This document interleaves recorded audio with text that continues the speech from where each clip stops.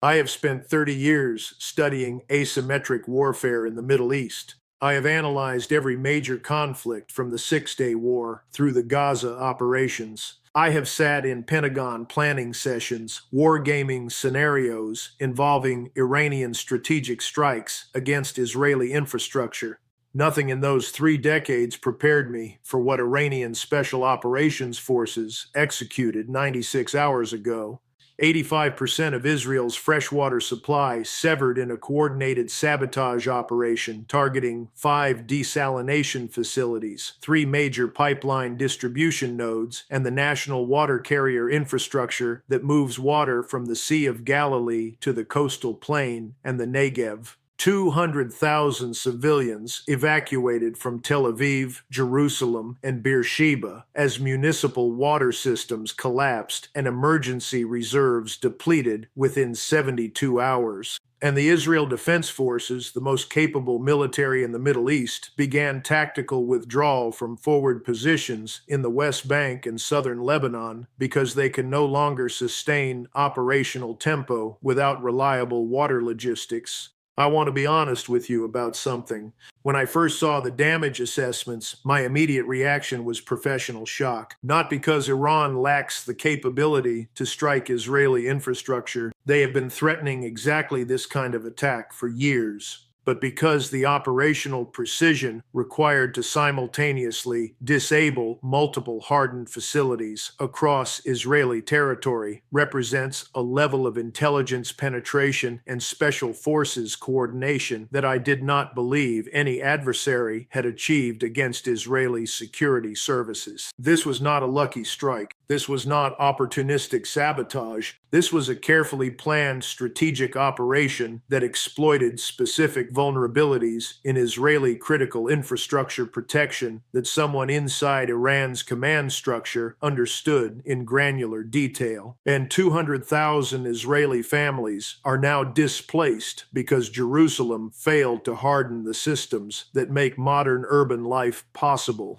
In the next 38 minutes, I am going to walk you through 4 questions that every serious observer needs answered. First, how did Iranian operatives penetrate Israeli territory, bypass layers of security at hardened desalination facilities and pipeline nodes, and execute synchronized strikes across geographically dispersed targets without detection? Second, what specific engineering vulnerabilities in Israel's water infrastructure allowed sabotage at 5 facilities to cascade into an 85% supply disruption affecting 8 million people? Third, why did the IDF begin tactical withdrawals from contested territories within 96 hours of the initial strikes instead of maintaining forward positions while emergency water logistics were established? And fourth, what does this single infrastructure attack tell us about the future of strategic warfare when adversaries can achieve decisive effects without firing a single missile or crossing a single border?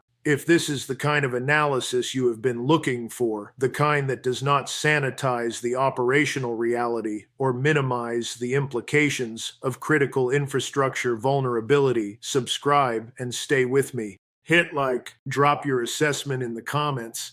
I read them. This is not State Department briefing language. This is the ground truth. Let me be precise about what happened. Phase 1 was the infiltration and target selection. Iranian Quds Force special operations teams, likely numbering between 40 and 60 operators, divided into multiple cells, crossed into Israeli territory through a combination of routes that Israeli intelligence is still attempting to reconstruct. Preliminary assessments suggest entry points included the Jordanian border near Eilat, maritime insertion along the Mediterranean coast south of Haifa, and potentially through compromised security at Ben Gurion International Airport using forged credentials. These are not opportunistic infiltrators. These are trained special operations personnel who spent months or possibly years preparing for this mission with detailed knowledge of Israeli security protocols and facility layouts. The target selection was surgical. Israel depends on 5 major desalination facilities for approximately 80% of its freshwater supply: Sorek, Hadera, Ashkelon, Ashdod, and Palmachim.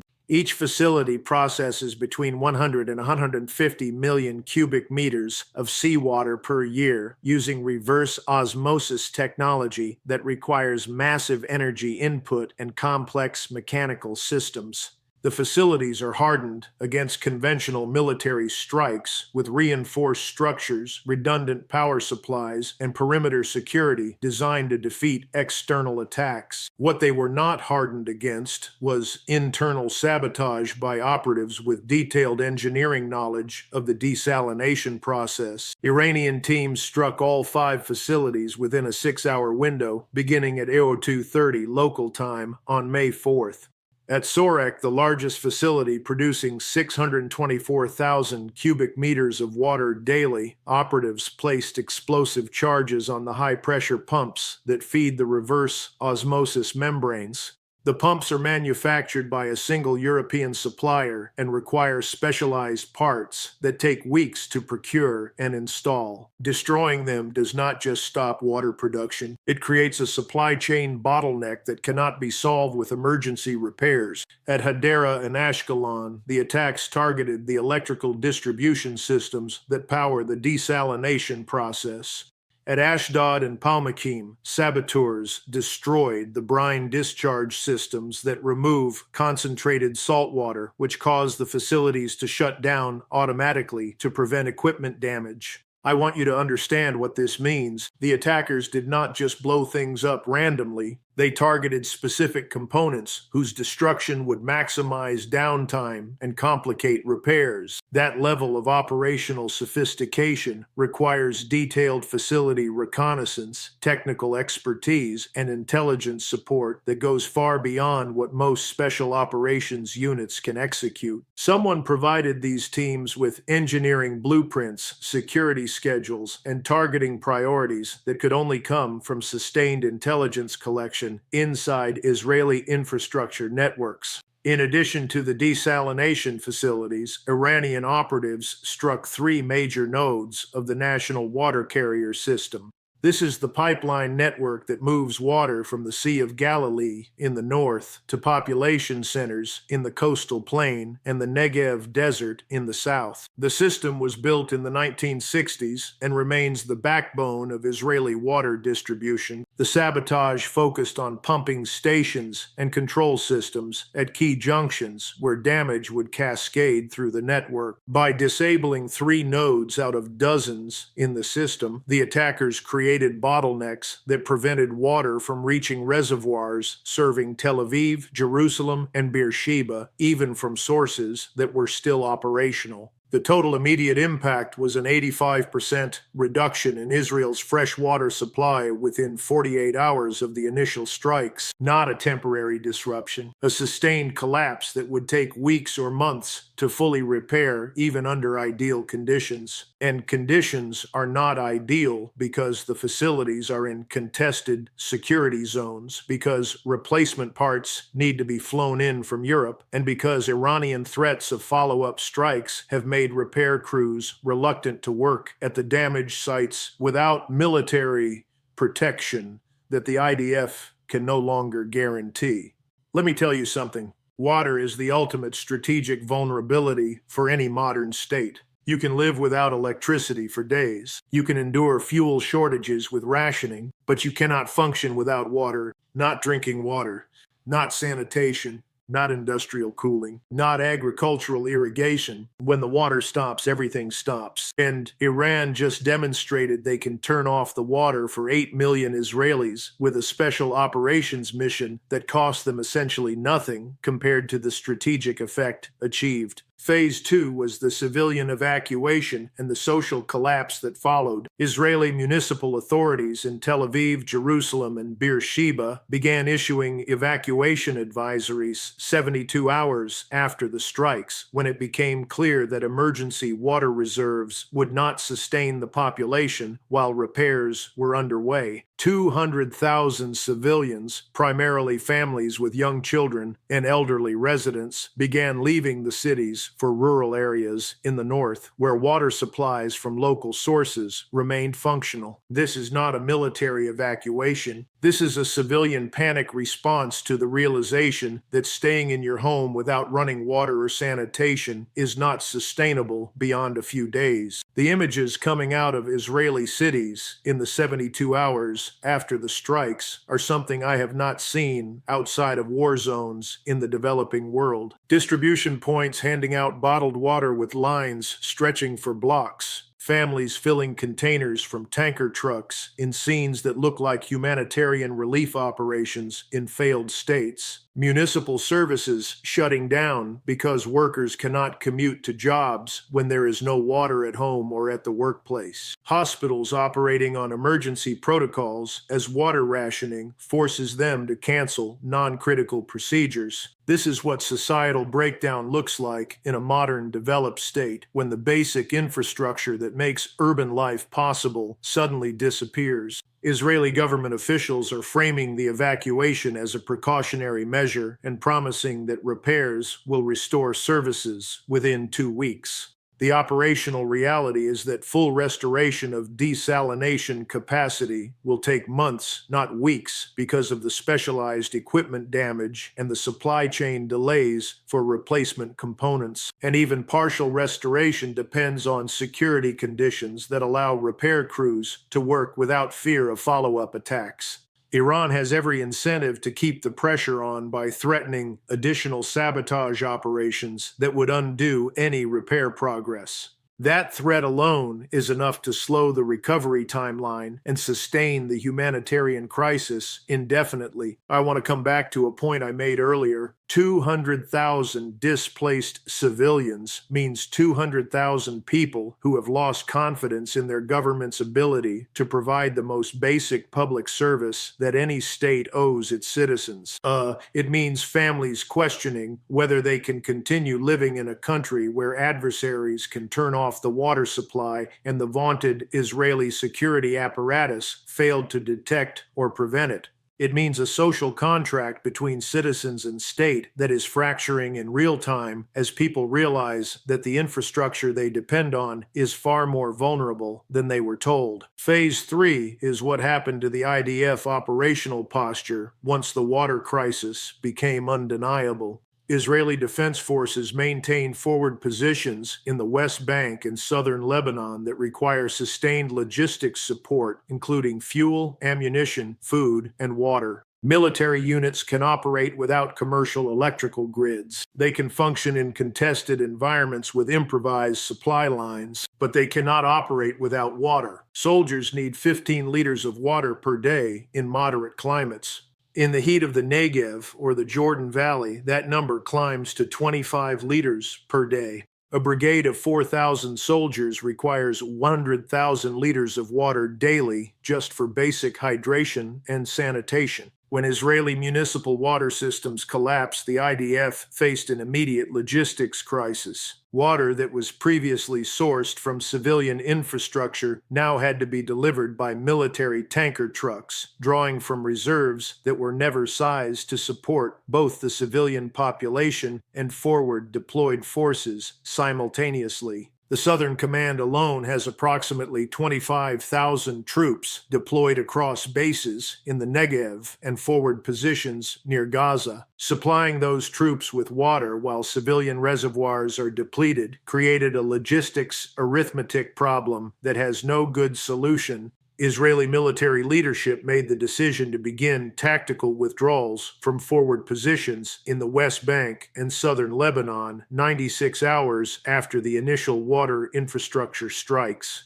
Not because those positions were militarily untenable, but because sustaining them required diverting water supplies away from civilian population centers that were already on the edge of humanitarian crisis. That is the strategic calculus Iran forced on Jerusalem. Continue forward military operations and let your cities descend into social chaos, or pull back forces to consolidate logistics and concede territory to adversaries who will immediately exploit the vacuum. The IDF chose to consolidate. Forward outposts in the northern West Bank were evacuated, and security responsibilities transferred to Palestinian Authority forces who are not capable of maintaining order. Observation posts in southern Lebanon that monitor Hezbollah activity were abandoned, and the surveillance gap is now being filled by Iranian-supplied drones operating with impunity. This is not a full military collapse,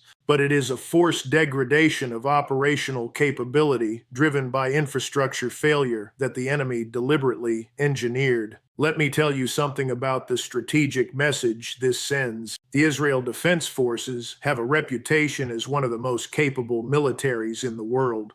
They have defeated multiple coalition invasions. They have executed precision strikes across the Middle East with near impunity. They have maintained technological and operational superiority over every regional adversary for 5 decades, and Iran just forced them into tactical withdrawal without firing a shot, without launching a missile, without crossing a border. They did it by turning off the water. That is a level of strategic sophistication that should terrify every military planner in Washington, because it demonstrates that our most capable regional ally can be paralyzed by an infrastructure attack that costs the adversary almost nothing to execute. Phase 4 is the institutional failure that made this possible. I warned in analysis published in 2018 that Israel's dependence on a small number of large desalination facilities created a strategic vulnerability that adversaries would eventually exploit. I argued that hardening critical infrastructure against sabotage required not just perimeter security, but fundamental redesign toward distributed systems that could survive the loss of multiple nodes without cascading failure. I was told that Israeli security services were the most capable in the world, and that the likelihood of a successful sabotage operation against hardened facilities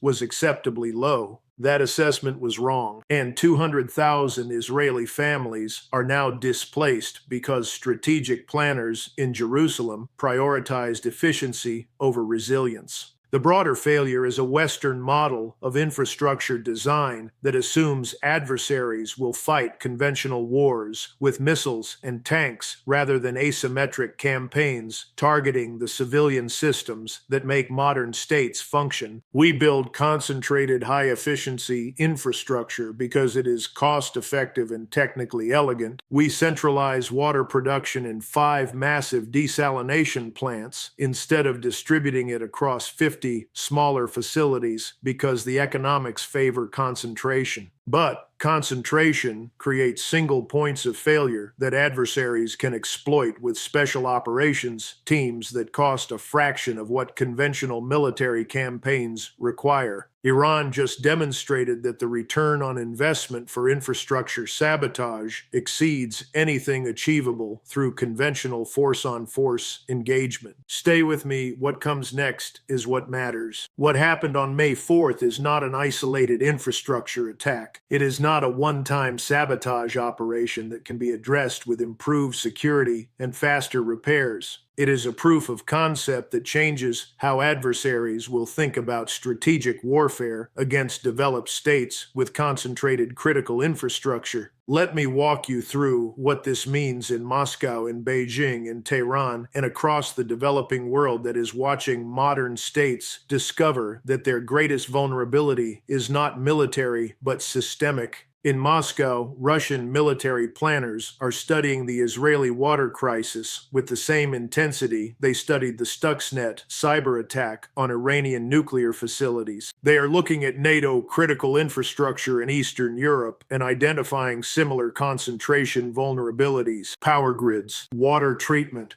natural gas distribution, communications networks, every system that is optimized for efficiency rather than resilience. If Iran can paralyze Israel with a 60-person special operations mission, what can Russia accomplish with Spetsnaz teams and cyber capabilities against Baltic states or Poland? The operational template has been proven. Expect Russian doctrine to incorporate infrastructure sabotage as a primary tool of strategic coercion in any future NATO confrontation. In Beijing, Chinese leadership is watching Israel's forced military withdrawals and drawing conclusions about Taiwan's vulnerability to the same approach. Taiwan is an island that depends on desalination, undersea power cables, and centralized port facilities for everything from electricity to food imports. Chinese special operations forces have been training for amphibious infiltration and sabotage missions for years. The Israeli water crisis just validated their entire operational concept. You do not need to invade Taiwan to defeat Taiwan. You just need to turn off the water, sever the power cables, and disable the ports. Then you wait while the civilian population pressures the government to negotiate rather than endure societal collapse. In Tehran, Iranian leadership is celebrating the most cost-effective strategic victory they have achieved in the 40-year confrontation with Israel. They spent years planning this operation, training the teams, collecting the intelligence. The total cost was probably under $50 million, including personnel, equipment, and logistics support. The strategic effect is incalculable. 200,000 displaced Israelis, IDF withdrawals from forward positions, international headlines questioning Israeli security competence, and the implicit message to every adversary that the vaunted Israeli defensive architecture can be defeated without ever triggering the tripwires designed to detect conventional military attack. For the Gulf states, this is the nightmare scenario that validates every fear they have about Iranian capabilities and American unreliability. If Tehran can collapse Israeli water infrastructure despite decades of security cooperation with Washington and billions of dollars in U.S. military aid, what protection do Arab monarchies have against the same asymmetric approach? Saudi Arabia depends on desalination for 50% of its fresh water. The UAE depends on it for over 90%. Kuwait is entirely dependent on desalinated seawater. Iranian special operations forces with the blueprint validated in Israel could replicate the attack across the Gulf and bring down governments without firing a missile. The regional security architecture built on American guarantees is now revealed as fundamentally insufficient against adversaries willing to fight asymmetrically. For the broader developing world, the Israeli water crisis is proof that advanced military technology and defensive systems cannot protect against adversaries who study your vulnerabilities and strike where you are weakest rather than where you are strongest. This is the ultimate vindication of asymmetric warfare theory. You do not fight the enemy's strengths.